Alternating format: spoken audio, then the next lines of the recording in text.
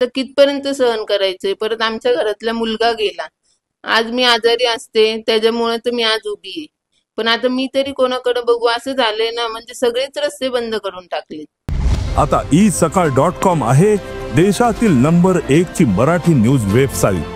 प्रत्येक अपडेटसाठी isakal.com ला नक्की भेट द्या.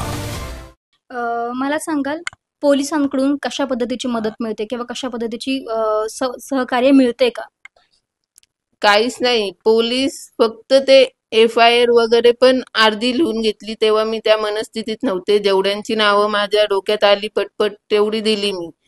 आम्ही परत फिर्याद द्यायला जायचं म्हणतोय. आम्ही 10 वेळा पोलिसांना फोन करतोय. पोलीस म्हणतात आज नाही उद्या या, उद्या नाही परवा या. असं किती दिवस चालणार? आमचं कोण ऐकणार? आम्ही CP ऑफिसला पण गेलो तरी असंच, कोणी भेटत नाही. म्हणजे आमच्या मागं कोणीच नाहीये का?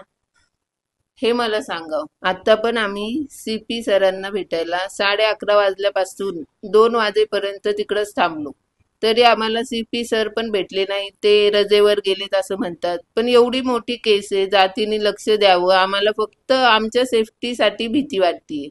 आणि अजून हे गुन्हेगार पण पकडले नाहीयेत. आता जरा ह्यांना लक्ष द्या, नाही का? महाराष्ट्रातील सर्व बातम्यांचे विश्वासार्ह व्यासपीठ. सकाळच्या सर्व सोशल मीडिया प्लॅटफॉर्मला लाईक, फॉलो आणि सबस्क्राईब करा. तसंच सर्व नोटिफिकेशनसाठी बेल आयकॉन प्रेस करायला विसरू नका.